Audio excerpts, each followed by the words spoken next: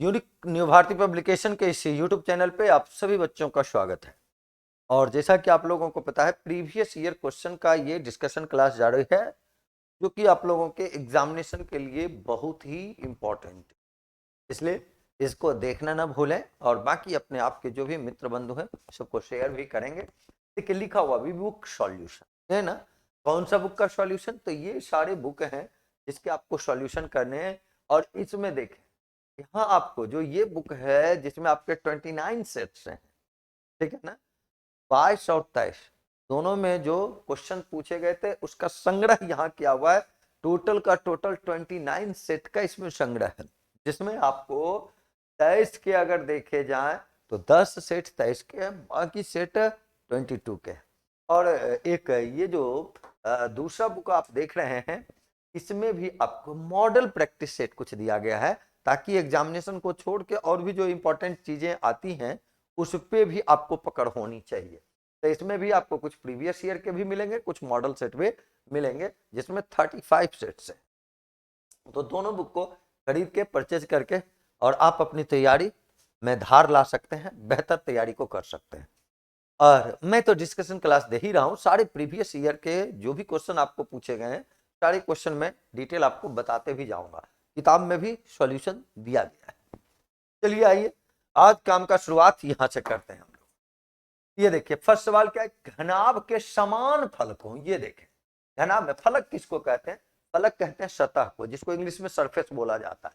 अगर total surface अगर देखें, कुल सतह अगर कहा जाता, कुल फलक अगर देखा जाए तो घनाभ में कितना 6 होता है। लेकिन समान फलक अगर कहा जाएगा, समान फलक कहा जाएगा कि जोड़े, तो आमने सामने का जोड़ा सेम रहता है, तो वैसा वैसा कितना जोड़ा तैयार होगा? 3 जोड़ा तैयार होगा। तो आंसर जो लिखेंगे, क्या लिखेंगे? 3 लिखेंगे। यानी कितने पेयर बनेंगे समान फलकों के? तो 3 पेयर बनेंगे। क्लियर है? आमने सामने वाला समान होता है। तो ये थ्योरेटिकल चीज है जिसको आप आसानी से देख सकते हैं। ये देखो, यहाँ क्या कहा गया? से कम तोड़न और से अधिक तोड़न। तो कम भी और अधिक भी है, तो वो बीच से जाएगा। अब बीच का ही दूसरा नाम देखो क्या होता है? माध्यक कहलाता है। तो इस बिंदु के भुज को बताओ किस नाम से हम लोग जानते हैं? माध्यक भुज के नाम से जानते हैं। तो आंसर क्या लिखेंगे? ये लिखेंगे। सारा थ्योरेटिकल सेक्शन है, बनाना भी नहीं है, बस थोड़ी थोड़ी चीजें आपको ध्यान में रखनी है, उसी से सारे क्वेश्चन आपके बनने वाले हैं। यहाँ देख, यहाँ क्या कहा गया? कहता है यदि एक बेलन के आधार की त्रिज्या आधी कर दी है ना, तो आधार का त्रिज्या आधा, आधा का मतलब क्या हुआ? 1/2, और ऊंचाई समान रखते हुए, समान का मतलब 1/1, तो आयतन का कह रहा है। तो आयतन के लिए क्या होता है बाबू? आर स्क्वायर इंटू एच होता है। इसको अगर करेंगे तो 1 और बटे में क्या रिजल्ट आएंगे? 4 आ जाएंगे। तो नीचे वाला जो है वो है मूल का, ओरिजिनल का, ये ना, और ऊपर वाला जो है वो है नया वाला का। तब देख लो पहले क्या पूछा गया है, बताएं। यहां से कहता है समान रखते हुए घटे हुए बेलन, यानी ये नया वाला हुआ, घटने के बाद का हुआ, और मूल बेलन के आयतन का रेशियो पूछ रहा है। तो घटा हुआ वाला का 1 होगा, मूल वाला का 4 होगा। आंसर जो लिखेंगे कितने लिखेंगे? 1:4 लिखेंगे, है ना। आज मेंसुरेशन के सवाल आ जाइए। अगले क्वेश्चन में देखो बाबू, कहता है दो समीकरण युग्म का आलेख प्रतिच्छेदी होगा। पिछले दिनों भी मैंने सारे कंडीशन आपको बतलाए हुए थे। आपको पिछले प्रीवियस ईयर जो 6 जून वाला था उसमें बताया हुआ है, सारा कंडीशन बताया हुआ है, आपको याद भी होगा। क्या कहा गया? प्रतिच्छेदी। प्रतिच्छेदी कब होता है? जब वो एक बार काटता है, और एक बार अगर काटा तो उसको क्या कहेंगे? एक हल कहेंगे, है ना। जब एक ही रेखा पर दूसरा जाता है तो क्या होता है? अनंत हल होता है। और जब रेखा मिलता ही नहीं है तो कोई हल नहीं कहलाता। तो यहाँ प्रतिच्छेदी का मतलब एक बार काटेगा, और एक बार काटने का मतलब एक ही बिंदु पर काटेगा, वही बिंदु उसका हल होता है, सॉल्यूशन होता है। तो आंसर क्या लिखेंगे? एक हल। चलो अगले क्वेश्चन में आ जाओ।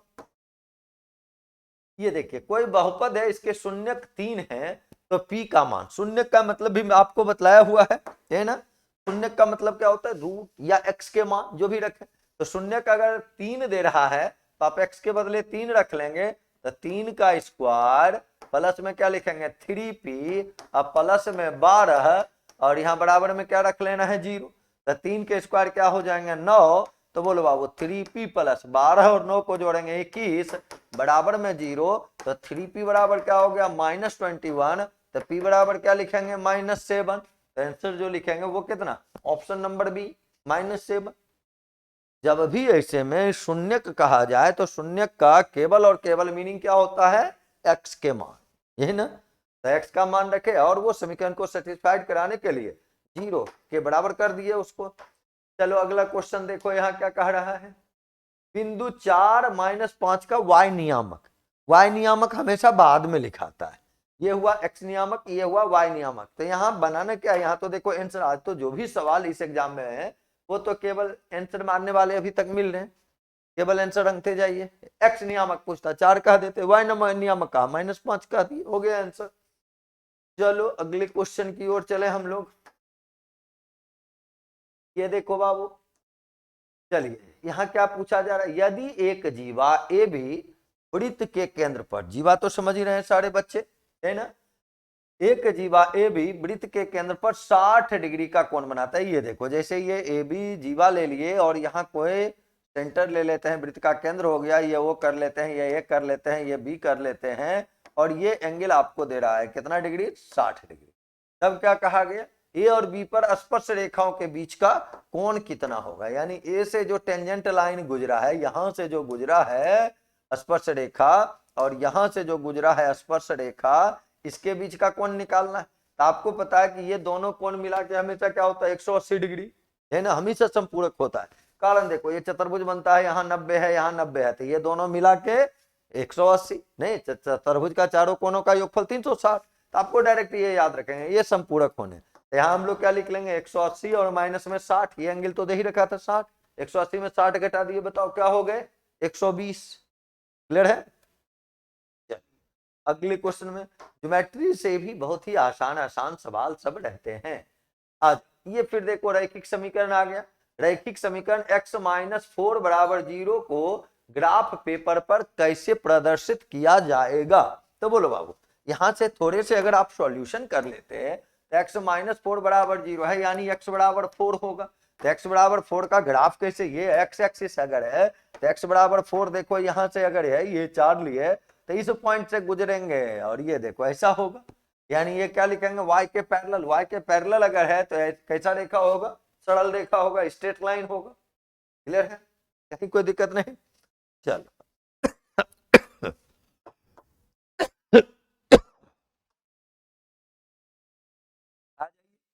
ट्रिगोनोमेट्री के इस सवाल में आ जाए, ये दे रहा है सेक ए प्लस 10, तो सेक ए प्लस 10 ए इंटू 1 माइनस साइन ए, इसको अगर गुना करें 1 से तो 1 से गुना करने पर तो वही आ जाएगा सेक ए प्लस 10 ए। चलो अब यहां माइनस कर लेने हैं बाबू, है ना, साइन को सेक से गुना करना, तो साइन और सेक गुना करेंगे तो बोलो सेक के बदले यहां आप कर लो साइन ए और बटे में सेक के बदले क्या लिख सकते हो कॉस, ऐसा लिख सकते हो ना बाबू, मैं डायरेक्ट 10 ए लिख देता लेकिन समझाने के लिए ऐसा लिख दी।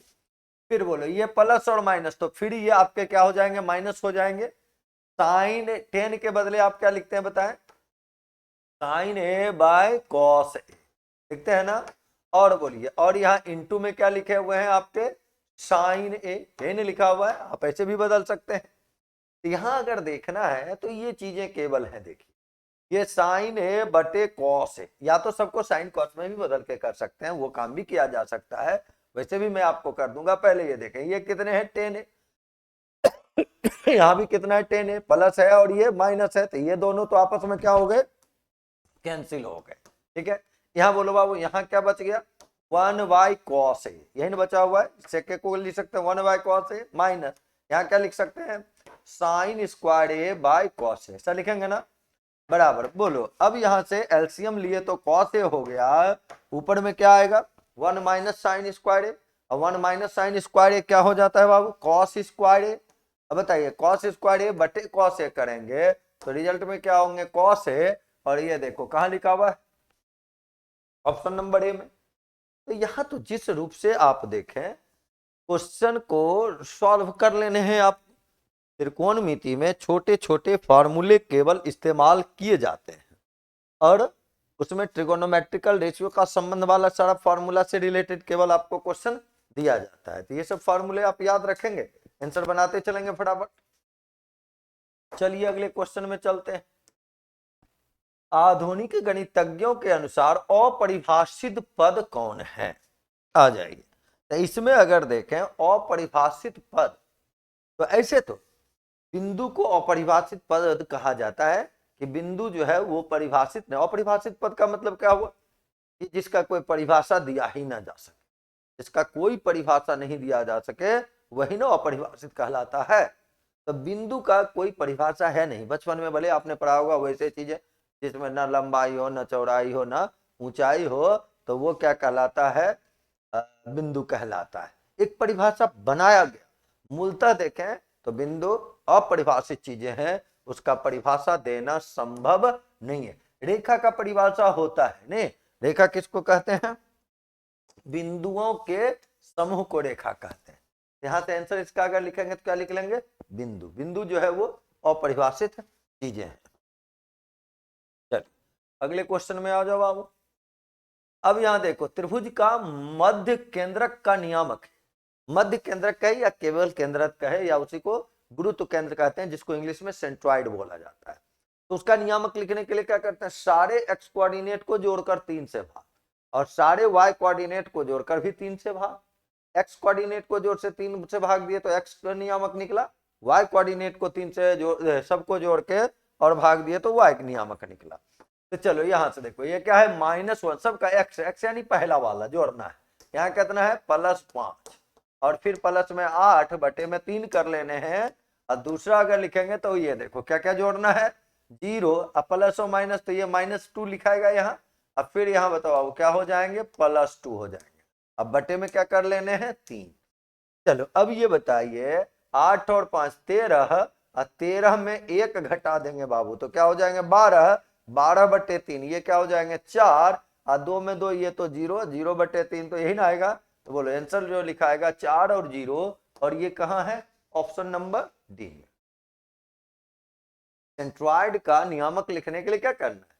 एक्स कोऑर्डिनेट को जोड़कर 3 से भाग तो एक्स नियामक, और वाई कोऑर्डिनेट को जोड़कर 3 से भाग तो वाई नियामक निकल जाता है। चलो अगले क्वेश्चन की ओर मूव करते हैं हम लोग। अगला क्वेश्चन देखिए क्या है। ये देखो डायरेक्ट फॉर्मूला है। पिछले सेट में भी आपने 2 क्वेश्चन इस पे बनाए थे, यहाँ तो डायरेक्ट फॉर्मूला ही लिख दिया है। बताइए आपको लिखाया हुआ है फॉर्मूला, क्या था फॉर्मूला? बोलो बाबू। बहुलक बराबर 3 गुना माध्य का -2 गुना माध्य, यानी आंसर हो गया ऑप्शन नंबर डी। क्लियर हो गया? चलो अगले क्वेश्चन में आ जाओ। आ जाए। बुक के बारे में सारी जानकारी मैंने आपको दे रखी है कि आपको ये बुक हर हालत में खरीदने हैं बेहतर तैयारी के लिए। चलिए अगला क्वेश्चन ये देखिए क्या कह रहा है। इसमें देखो कह रहा है कि ये 1 है, 3 है, 4 है, 5 है, 7 है, 4 है, इसका माध्य है x हो, यही ना? तो आप x यहां से निकालो। माध्य का मतलब सबको पहले जोड़ते हैं। तो बताइए 1 और 3 कितने होंगे? 4। 4 और 4 कितने होंगे? 8। 8 और 5 कितने हो जाएंगे? 13।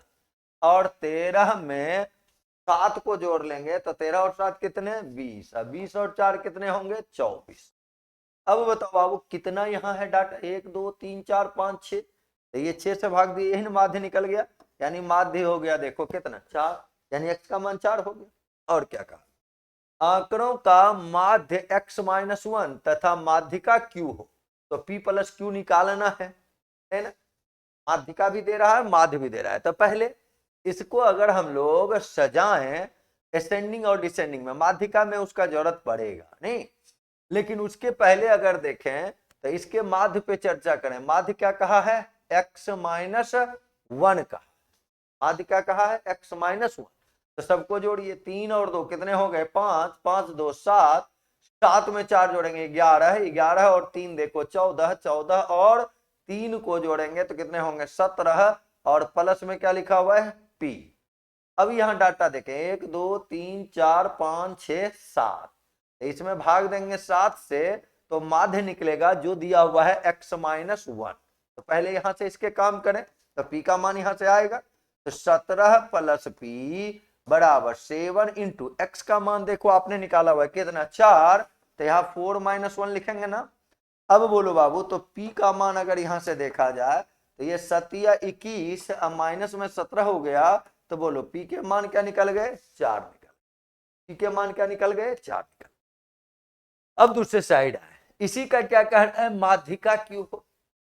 माध्यिका के लिए अब क्या करेंगे, इसको असेंडिंग डिसेंडिंग में सजाएंगे। देखो 2 कितना बार लिखा हुआ है 2 बार लिखा हुआ है, 3 कितना बार लिखा हुआ है 3 बार लिखा हुआ है ना, 2 2 बार 3 3 बार। यहाँ देखो क्या लिखा हुआ है बाबू 4 लिखा हुआ है, और क्या है P है, P का भी मान आपने क्या निकाला 4, तो ये हो जाएगा।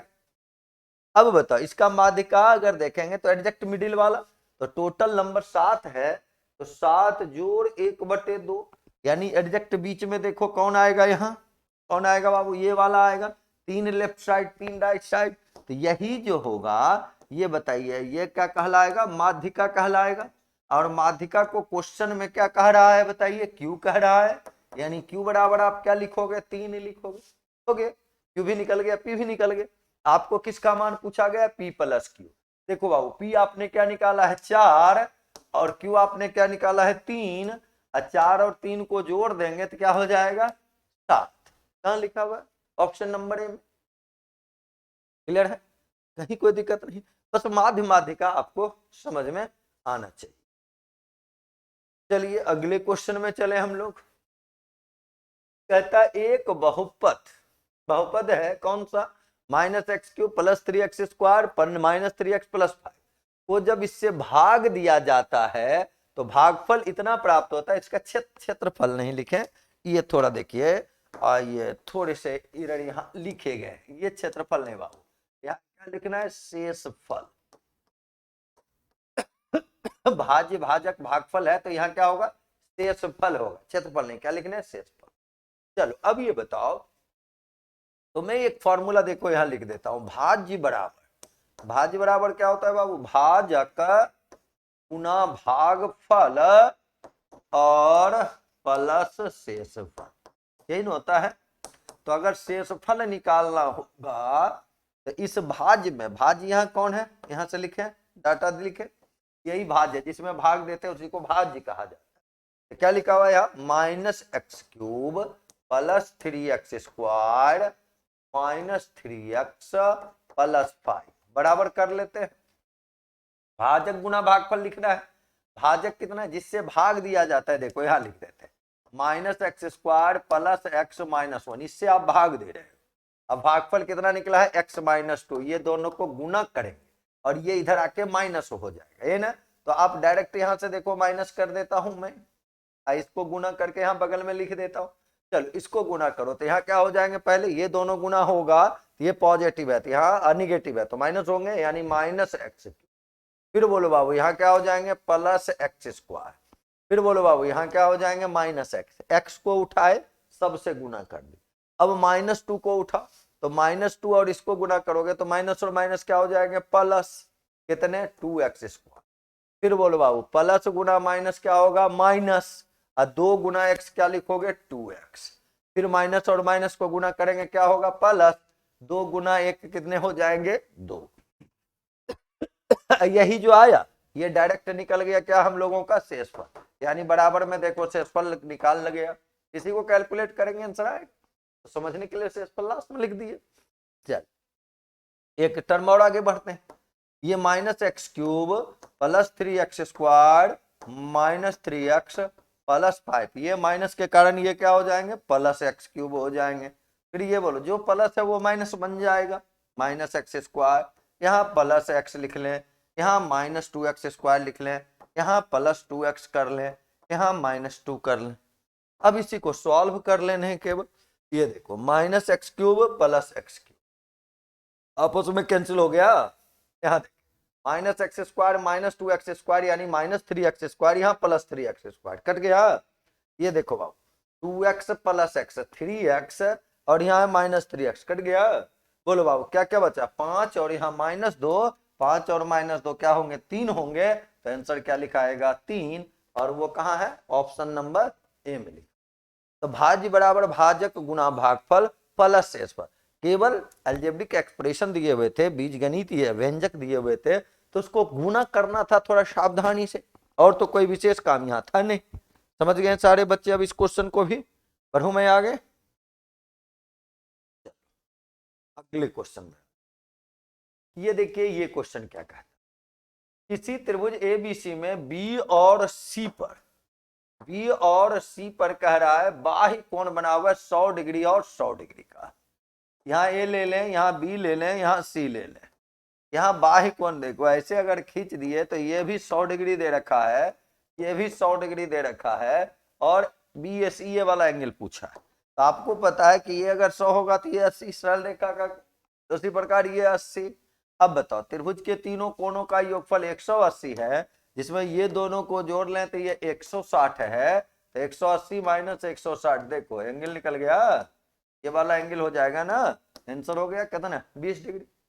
ये तो पता है त्रिभुज के तीनों कोणों का योगफल कितना होता है, 180 डिग्री, जिसमें दो एंगल पता था 80 और 80 यानी 160, 180 में 160 घटा दिए, हो गए। ये तो मौखिक बनने वाले क्वेश्चन है, यहाँ तो विशेष कोई काम करने की आवश्यकता ही नहीं थी। सारे सवाल आसान आपके एग्जामिनेशन में रहते हैं, केवल अब आसान और हार्ड में ज्यादा फर्क है नहीं। अगर चीजों को जानते हो तो आसान है, नहीं जानते हो तो हार्ड है। तो आपको ये समझना है कि मुझे थोड़ी सी पढ़ाई करनी है और बेहतर कर लेना है अपना गणित। 25 में 25 आपको आ जाने, चीजें तो आसान ही, एक आध दो मान लो एग्जामिनेशन प्रेशर में छूट गया तो वो अलग बात है, लेकिन मैथ में तो अच्छा मार्क्स करना ही है। कॉस 0 डिग्री, ये पता है बाबू कॉस 0 का मान कितना 1, ये तो वैल्यू याद करने वाला है ना, सारे के वैल्यू तो आप याद कर लिए होंगे।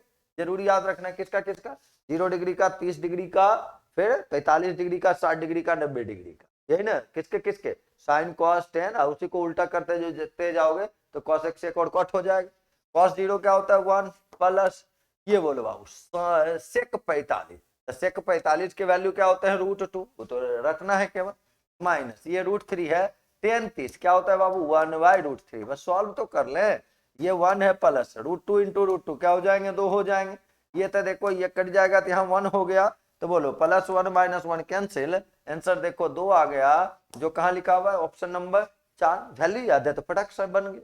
तो ये ध्यान रखने, काम विशेष है नहीं, काम केवल आसानी से ही आपको कर लेने। चलो अगला क्वेश्चन फिर देखें।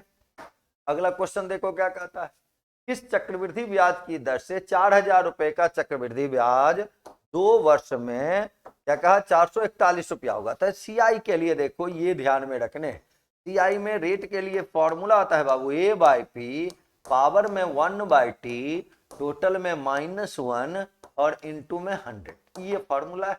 चलो ए का मतलब अमाउंट, अमाउंट किसको कहते हैं, जब मूलधन में ब्याज को जोड़ते हैं तो वही मिश्रधन कहलाता है, उसी को हम लोग अमाउंट कहते हैं, ये हुआ अमाउंट। तो बोलो इसको अगर जोड़ेंगे तो ऊपर में कितने हो जाएंगे 4410, और नीचे बताओ बाबू क्या लिखा हुआ है 4000, पावर में क्या देना है 1/2, देखो 2 वर्ष दिया हुआ है ना, माइनस में 1 इंटू 100, बस ये सॉल्व तो कर लेने हैं फटाफट। चलो ये देखो 1 0 1 0 तो कट जाएगा, 1/2 का मतलब वर्गमूल निकालना, 1/2 मतलब वर्गमूल निकालना, तो 441 का वर्गमूल कितना 21, और 400 का कितना 20, अब -1 इंटू 100 हो गया। बोलो बाबू इसको अगर घटाएंगे 21/20 में 1 को तो 20 लघुत्तम आएगा, 21 में 20 घटेगा तो 1/20 गुने में क्या करने हैं 100, आंसर बताओ बाबू कितने हो गए 5%, और ये कहाँ लिखा हुआ है ऑप्शन नंबर ए में लिखा हुआ है, तो आंसर क्या हो गया ऑप्शन नंबर ए हो गया। चले आगे अगले क्वेश्चन में आ जाते। अगला क्वेश्चन देखें, यहां देखो क्या लिख रहा है, sin 2a बराबर 2 sin a, ऐसा दे रखा है ना। तो ये सब तो वैल्यू आप चेक करके, यहाँ फॉर्मूले भी लगते हैं, लेकिन वैल्यू रख के भी सब कुछ भूल जाइएगा, फॉर्मूला नहीं याद होगा तो आप इसको क्या कर सकते हैं, आप डायरेक्ट वैल्यू रख के भी काम कर सकते हैं। लेकिन मैं फॉर्मूला बता दूं, sin 2 थीटा का फॉर्मूला क्या होता है बाबू 2 sin theta into cos theta, यानी यहाँ लिखेंगे 2 sin a into cos A. अब बराबर में यहाँ देखो क्या लिखा हुआ है 2 sin a लिखा हुआ है। चलो अब ये बतलाओ, तो यहां से आप तो ये कैंसिल ही कर लोगे ना, 2 sin a से 2 sin a कट गया, तो बोलो cos a बराबर कितना आ गया 1। अब 1 जो होता है cos कितना का मान होता है 0 डिग्री का, तो बोलो बाबू a बराबर कितने हो गए 0 डिग्री हो गए। आंसर जो लिखेंगे वो कितना, ऑप्शन नंबर सी, है ना सा। और नहीं कुछ बुझाता तो डिग्री को रख के ही, ऑप्शन को रख के ही अब वहां उसको चेक कर लिया जाता कि इसके आंसर क्या आने हैं। चलो अगले क्वेश्चन की ओर मूव करें हम लोग। कहता है संख्याएं 144 और 372 का माशा क्या होगा। एचसीएफ तो निकालना जानते हैं सारे बच्चे, चलो मैं भी बतला देता हूं। एक तो उस रूप से भाग दे के काम कर सकते हो, एक यहाँ दे। आपको बस ये ध्यान देना है एचसीएफ निकालने में, ये सॉरी एचसीएफ है माशा है, एचसीएफ निकालने में आपको वैसे नंबर से भाग लगाने जो सबको काटता हो। जैसे पता चल रहा है देखो कि 4 से दोनों काटता है तो 4 से भाग लगा लो। बोलो 4 से भाग लगाएंगे तो पहले यहाँ 3 और ये 6, फिर 4 से यहाँ भाग लगाएंगे 4 नमा 36 और ये 3, ये हो जाएगा 12 होगा, तो 4 तिहाई 12। अब बोलो और किससे लग रहा है बाबू, देखो 3 से तो दोनों कट रहा है, ये 12 बार में और ये 31 बार में। तो बोलो इसके जब आप एचसीएफ लिखोगे, माशा लिखोगे, तो जिससे भाग लगाए उसी का गुणनफल जो होता है वो माशा होता है। तो बोलो माशा कितने हो गए 12। लघुत्तम महत्तम आप भाग दे के भी निकाल सकते हैं, जो आप इस रूप से देते हैं, जो रिमाइंडर जो है फिर अगले का भाजक हो जाता है। लेकिन यहां से काम करो ज्यादा आसान। केवल ये ध्यान देना है सीएफ अगर ऐसे आप निकालते हैं तो केवल ध्यान देना वैसा नंबर से भाग लगाना जो सबको काटे। 2 नंबर है तो दोनों को, 3 नंबर है तो 3। आंसर हो गए कितने 12। चलो अगले क्वेश्चन में आ जाते हैं। अगला क्वेश्चन देखो बाबू, यहाँ क्या कहा, एक घड़ी का निर्धारित मूल्य कह लीजिए, छपा हुआ मूल्य कह लीजिए, लिखा हुआ मूल्य कह लीजिए, सब सेम है। तो वो दे रखा है कितना 720, देखो लिख दिए 720। अब क्या कहा, क्रमागत छूट देकर इतना में बेच खरीदा है। पहला बट्टा 10%, दूसरा क्रमिक बट्टा निकालना है। तो अगर 10% छूट दिया जाएगा तो बेचा कितना में जाएगा 90 में। तो लिखो 90 बट्टे 100। 90 कहां से आ गया बाबू 100 माइनस 10। 10 रुपया 100 रुपया का सामान है, 10 रुपया आपको कोई छोड़ देगा तो बेचेगा वो कितना में 100 माइनस 10 में, यानी 90 में आपको देगा। वही चीजें यहाँ दूसरा छूट निकालना है, वो दे नहीं रखा है। आप मान लो x, तो आप अगर x मान लेंगे तो बताएं यहाँ कितने हो जाएंगे 100 माइनस एक्स बटे में 100, वही है। अब बराबर यहाँ बस 550.80 दे रखा है। चलो आज कैंसिल करते हैं केवल। पहले तो ये 00 से ये 00 काट लो बाबू, ये यहां चला जाएगा। तो 100 माइनस एक्स बराबर अगर आप लिखो तो 55080। देखो 100 गुना हुआ तो डेसिमल गायब हो गया, नीचे तब ये दोनों आ गया, यानी यहाँ क्या लिखेंगे 72 और गुना में कितने 9, ठीक है ना। अब इसको कैंसिल केवल करना है जितना जल्दी आप करें। 9 से अगर इसको काटे हैं तो देखो 9 छक्के 14, 6 बार में, 1 और 10 एक बचेगा तो 1 बार में, फिर 1 बचेगा 18 हो जाएगा, तो 9 दूनी 18, ये 0 आ गया। 72 से भाग लगाओ, नहीं तो फिर यहां से देखें तो 9 से लगा लें या 8 से लगा लें, जो आपकी मर्जी। मान लो 9 से अगर लगाते हैं तो ये 8 बार में, 9 से इसको कैंसिल करें आप, बोलो 9 से इसको कैंसिल करते हैं तो पहले 9 से कितने बार में लगाओगे 9 छक्के 54, 61 में 54 को घटाएंगे तो 7 और 2 72 हो जाएगा, तो 9 अट्ठे 72 हो गया, ये 0 आ गया। चलो और अब अगर देखा जाए तो 8 से कैंसिल करेंगे, तो 8 से कैंसिल करेंगे तो 8 अट्ठे 64, 40 हो जाएगा, तो 8 पचे 40। तो बोलो बाबू 100 माइनस एक्स का रिजल्ट आपने क्या निकाला 85, तो एक्स निकालेंगे तो 85 इधर आके घट जाएगा, आंसर हो जाएगा 15%। देखो कहा थोड़े से कैलकुलेशन, काम तो आसान। परसेंटेज में, डिस्काउंट में एक आध क्वेश्चन आपको बताया गया है, अर्थमेटिक सेक्शन से भी इधर उधर से दिए जाते हैं, उसपे भी थोड़ी पकड़ आपकी रहनी चाहिए, लेकिन मेन आपको एडवांस सेक्शन पे ही फोकस किए रहना है। ये देखो क्या कर रहा है, 4 लगातार विषम संख्या का माध्य, माध्य मतलब देखो होता है बीच वाला, है ना। अब क्या निकालना है, सबसे बड़ी संख्या निकालनी है। तो केवल अब यहां ध्यान दें, जब कभी सम रहे विषम रहे, और से मेरी बात को सुनेंगे, जब कभी सम रहे विषम रहे, माध्य दिया हुआ या औसत कह दे, माध्य को ही औसत भी कहते हैं, तो बड़ी संख्या के लिए यानी ये बीच में रहता है तो बड़ी के लिए प्लस करना है, छोटा के लिए माइनस करना है। कितना, तो उसके लिए देखना है कितने नंबर है, 4। तो जितने नंबर रहेंगे उसमें एक हमेशा घटा देना है। देखो 4 में एक घटा दिए तो कितने होंगे, 3। इसी 3 को यहाँ केवल जोड़ दीजिए तो आंसर हो गया 6 और 3 कितना, 9। उसी में अगर कहेगा आपको छोटी संख्या बताइए तो छोटी संख्या के लिए क्या करते बाबू, केवल उसको घटा दिया जाता, तो घटा देते तो 6 - 3 हो जाता 3। यानी नंबर सब कौन है, 3 है, 5 है, 7 है, 9 है, यही 4 नंबर। ठीक है, लेकिन सब नहीं पूछा गया था, बड़ी संख्या, इसलिए केवल बड़ी निकाल। चलो अगले क्वेश्चन में आ जाओ। एक बहुपद के 2 शून्यक देखो दे रखे हैं, कौन कौन से दिए हुए हैं, √7 और -√7 दे रखे हैं, यही ना। तो इससे यहां भाजक आप निकाल सकते हो कि अगर एक √7 है दूसरा -√7 है, यानी हमारा जो भाजक रहा होगा, एक रहा होगा बोलो कितना, x + √7 और दूसरा जो रहा होगा कितना, x - √7। यहीं से -√7 आएगा, यहाँ से +√7 आए, दो भाजक ये हो गए। अब आ जाओ, अब इसके बाद अगर देखें तो इसको गुना अगर कर लें तो बताओ क्या हो जाएंगे, x² - 7।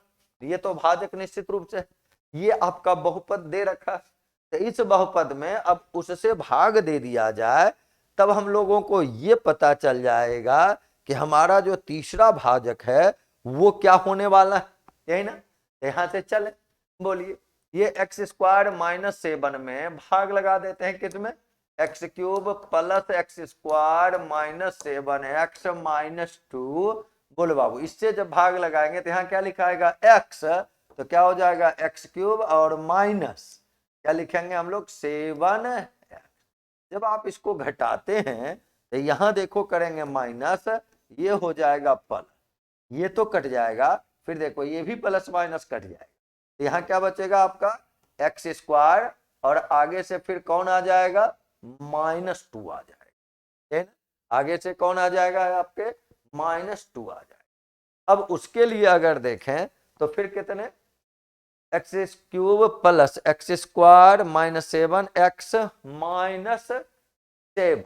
अच्छा देखो यहाँ 2 नहीं, इसको थोड़ा सा सुधार लेंगे, ये ऐसा होगा, ये ऐसा होगा, ठीक है, ये इस रूप का रहे, वहां गलती से लिखा गया है, वहां क्या होंगे, 7 होंगे, क्यों होंगे ये देखो यहीं से पता चल रहा है। जब 7 आएगा तो बोलिए x² - 7 है और यहाँ भी x² - 7 है, तो इसके लिए क्या करना होगा, हमको +1 करना होगा, है ना।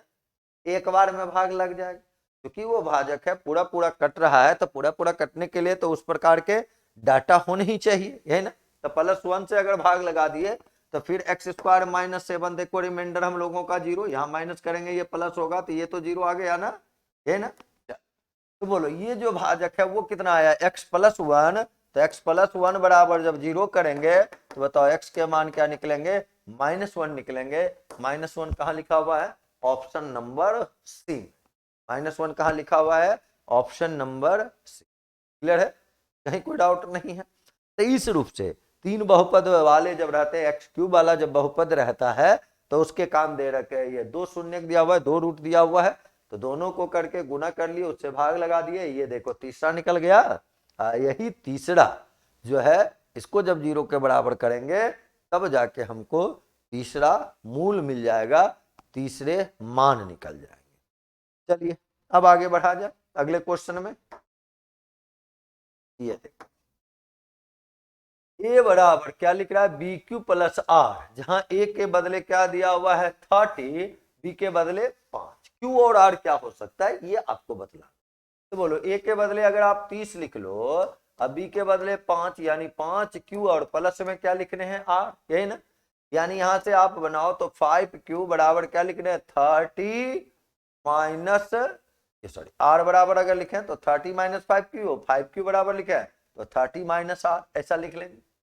यानी ये देखो r का एक वैल्यू ऐसा लेना है जो यहां घटेगा 30 में, तो उसको कटना चाहिए 5 से।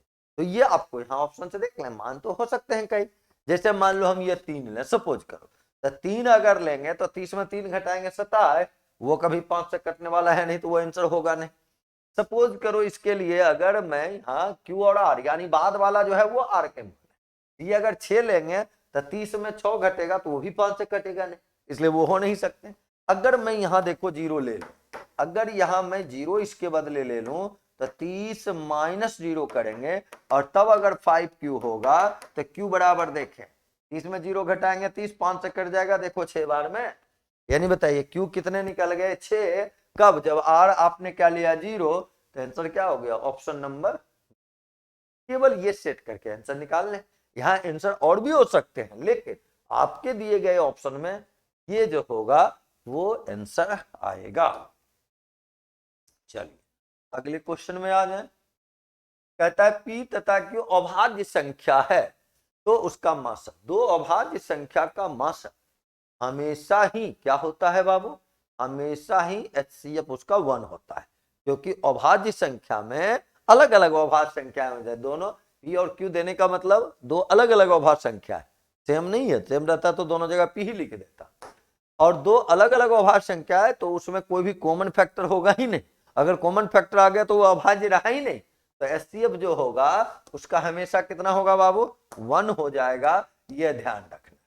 तो अभाज्य संख्या का HCF हमेशा 1, तो भाज्य संख्या में HCF क्या होगा, वो उसके फैक्टर पे जो कॉमन फैक्टर होगा वो उसका HCF होता है। चलो आ जाओ अगले क्वेश्चन की ओर चलें। किनारे एक एक घन पृष्ठीय क्षेत्रफल, एक एक घन का पृष्ठीय क्षेत्रफल, ये तो डायरेक्ट देखो फॉर्मूला लिखा हुआ, क्यूब का घन का पृष्ठीय क्षेत्रफल क्या होता है 6a², नहीं जो भी घन रहता है वो वर्गाकार होता है, वर्ग का एरिया क्या होता है a², और ऐसा ऐसा क्या गोश होता है 6 गो, तब क्या हो जाएगा 6a², तो टोटल सरफेस एरिया, कोई भी क्यूब का जो टोटल सरफेस एरिया होता है कुल पृष्ठीय क्षेत्रफल जो होता है वो कितना होता है 6a² होता है। 6 क्यों? क्योंकि सतहों की संख्या 6, एक ऊपर एक नीचे, एक बाएं एक दाएं, एक आगे और एक पीछे, यही होता है ना बाबू। तो टोटल 6 सतह होता है, सब वर्गाकार होता है, वर्ग का एरिया a² है, तो आपको ध्यान देना है कि घन का टोटल सरफेस एरिया क्या होता है 6a² होता है। क्लियर है?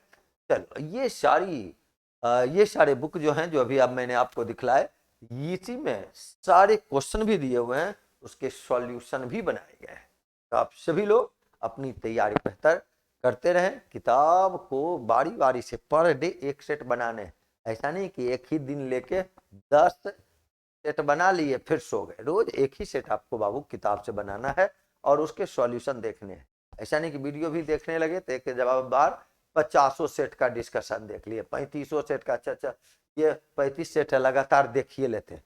पढ़ाई एक ही बार नहीं रोज करनी है, टाइम बांध के करना है, रोज एक सेट पहले खुद से बनाइए, जो नहीं बनता है उसका किताब में सॉल्यूशन देखिए, वहां नहीं समझते हैं फिर वीडियो देखिए, और इस रूप से तैयारी कीजिए, निश्चित रूप से होंगे हम लोग पर डे आपको सॉल्यूशन इसके मिलते जाते हैं, आपको देखते रहने, लेकिन बारी बारी से ये चीजें मैं आपको बार बार कह रहा हूँ, यूट्यूब पे सारी चीजें मौजूद रहती हैं, आप पीछे के क्लास को भी देख सकते ही हैं, तो वो बुक लें, उसका सेट प्रैक्टिस करें, बाद में वीडियो का जरूरत पड़ने पे इस्तेमाल करते ही रहें, और जरूरत पड़ना कोई भी चीज़ जानते भी हैं तो मैं कैसे बताता हूँ उसको फॉलो करने तो आपकी तैयारी और बेहतर होती है।